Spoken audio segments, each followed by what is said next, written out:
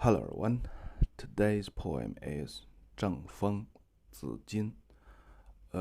Zheng Wind from the Book of Songs. This poem is quite popular because some of the wordings from this poem, 青青子衿. So whenever you saw this sentence, this idiom, it actually expressed the love, the young love from a female to a young boy. This poem is outstanding among the poems in the Book of Songs by its writing.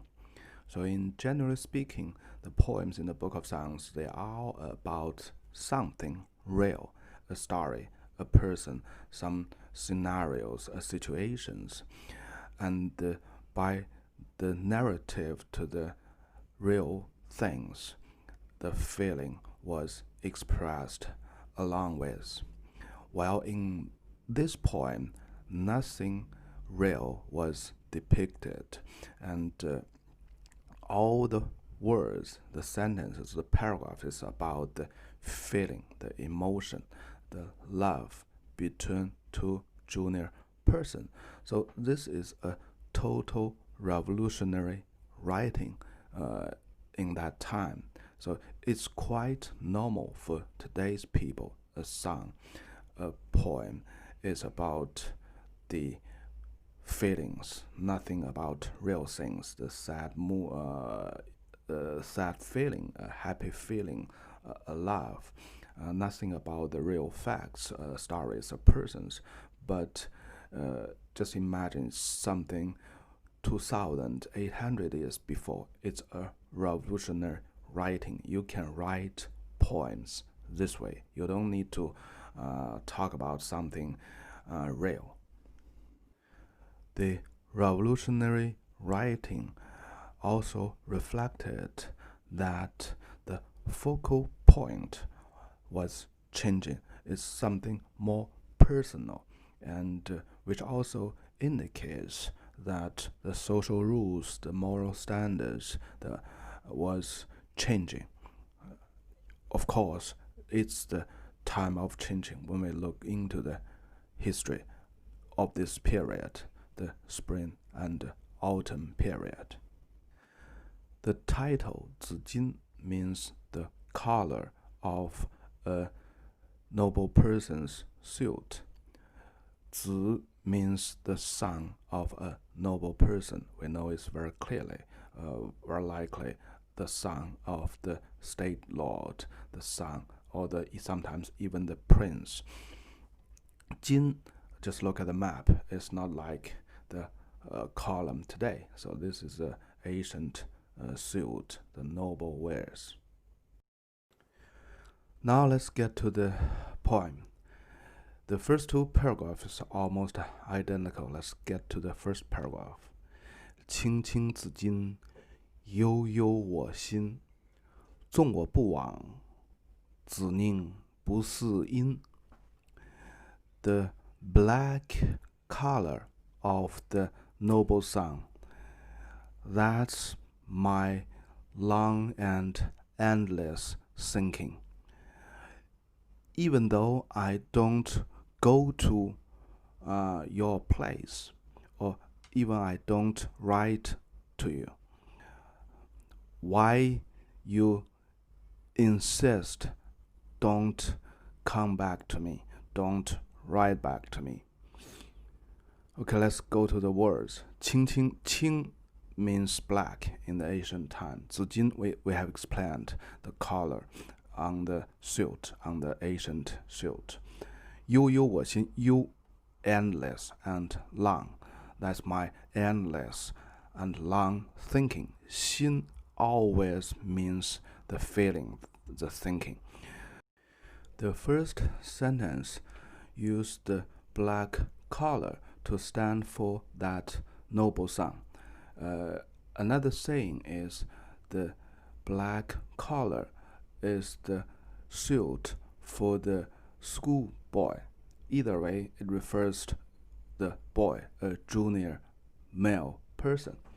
And someone the writer, the poet, was thinking to that noble boy endlessly and always.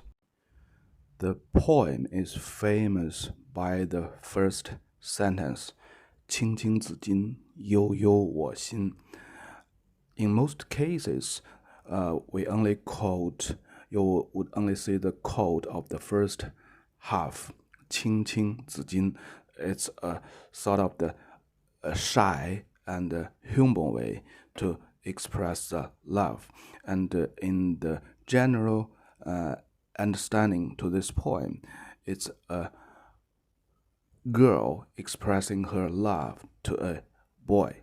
So whenever you quote the 青青子衿, it also expresses the feeling of very shy and humble way. Now the second paragraph, almost identical to the first paragraph. 青青子佩，悠悠我思，纵我不往，子宁不来. So the black jade you wear, that's the what I'm thinking of. So I'm thinking of the black jade you wear. Even I don't go to you. Is that to say you insist not to come to visit me?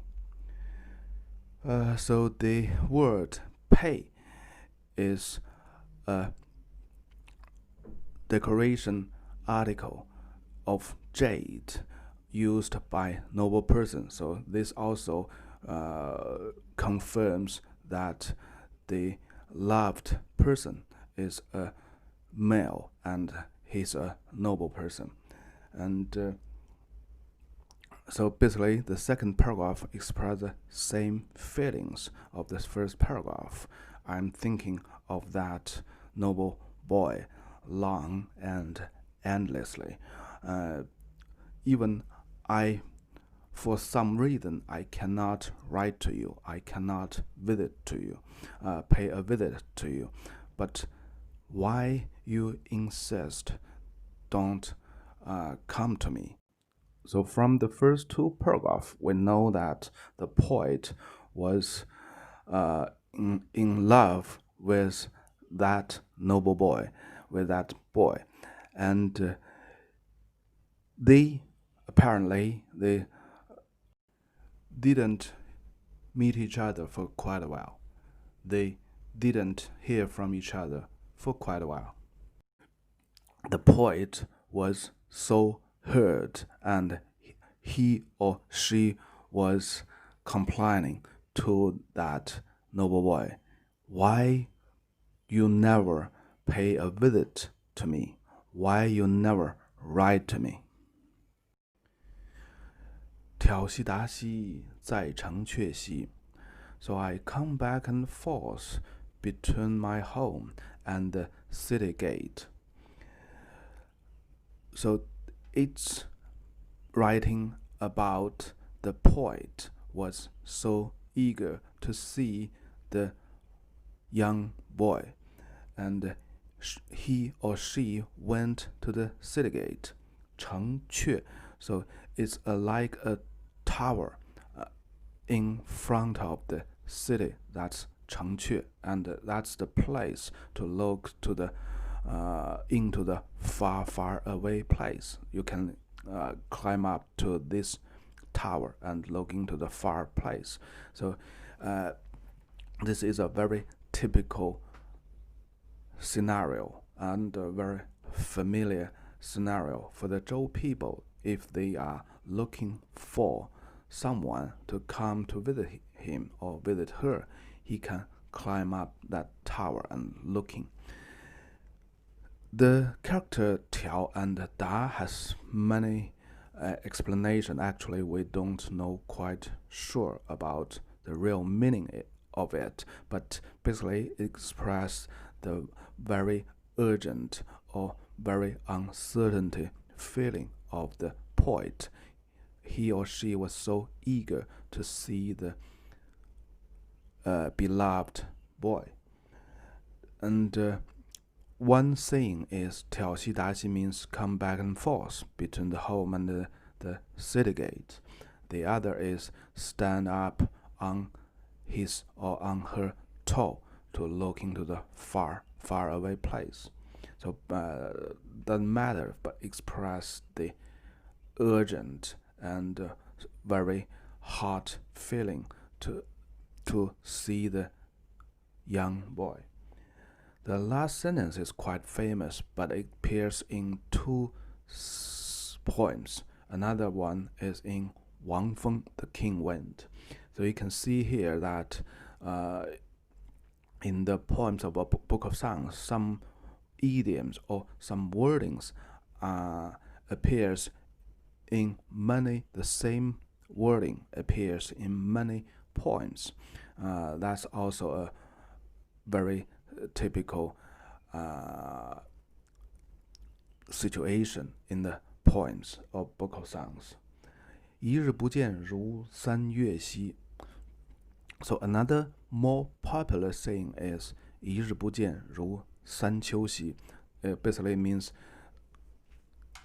even we just don't see each other for a day, but the feeling is just like we didn't see each other for 3 months or for 3 seasons. So this is almost an idiom today. 一日不见如三秋兮. So you can also cross-check another poem in the King Wind. Okay, this is all about this simple poem. It's quite simple and easy understanding for today's people. Well, it's totally a revolutionary writing in that time, and the wording is so popular and famous. 青青子衿.